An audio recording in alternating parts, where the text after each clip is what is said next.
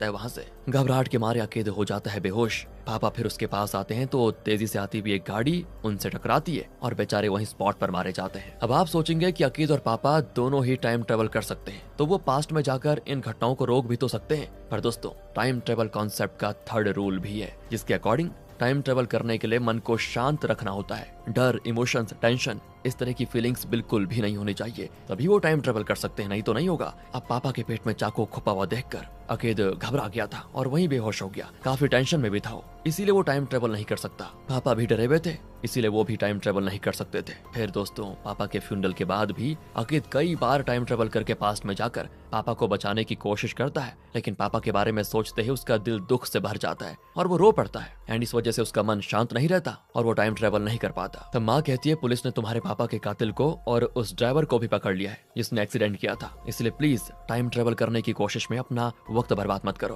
पापा को तुम जिंदा नहीं कर सकते बेटा, उनके किस्मत में यही लिखा था जिसे तुम टाइम ट्रेवल करके कभी भी बदल नहीं सकते। किस्मत को एक्सेप्ट कर लो और कभी हिम्मत मत हारना। तब अकीद ने भी माँ की बात मान ली थी और फिर अच्छे से पढ़ लिख कर वो एक पुलिस ऑफिसर बन गया। उसके बाद अकीद ने अपनी शक्ति के बारे में किसी से भी जिक्र नहीं किया। एक दिन वो एक केस को इन्वेस्टिगेट करने गया तो एक औरत जो नशीले पदार्थ की आदी हो चुकी थी, वो अपनी बेटी की गर्दन पर चाकू दबाकर उसे लेकर नीचे कूदने वाली होती है। तभी अकीद स्पॉट पर पहुंच जाता है और उस औरत को कन्विंस करके उसे और उसकी बेटी को बचाने की पूरी कोशिश करता है, लेकिन वो औरत नहीं सुनती और अपनी बेटी के साथ नीचे कूद जाती है और इस तरह माँ बेटी मर जाती है। अकीद अब तुरंत टाइम ट्रेवल तो कर नहीं सकता क्योंकि ये दृश्य देखकर वो काफी टेंशन में है। फिर वो घर आकर फ्रेश होता है और शांति से बैठकर कॉफी पीता है पहले। अब फिलहाल तो उसका मन शांत होता है तो वो टाइम ट्रेवल करके उस वक्त में पहुंच जाता है जहां वो औरत और उसकी बेटी नीचे कूदने वाली थी। पिछली बार अकीद ने उस औरत से बात करके उसे कन्विंस करने की कोशिश की थी, लेकिन इस बार वो बेटी से बात करता है और कहता है कि क्या तुम भी अपनी माँ के साथ मर जाना चाहती हो? हैं? वो बहुत डरी भी होती है।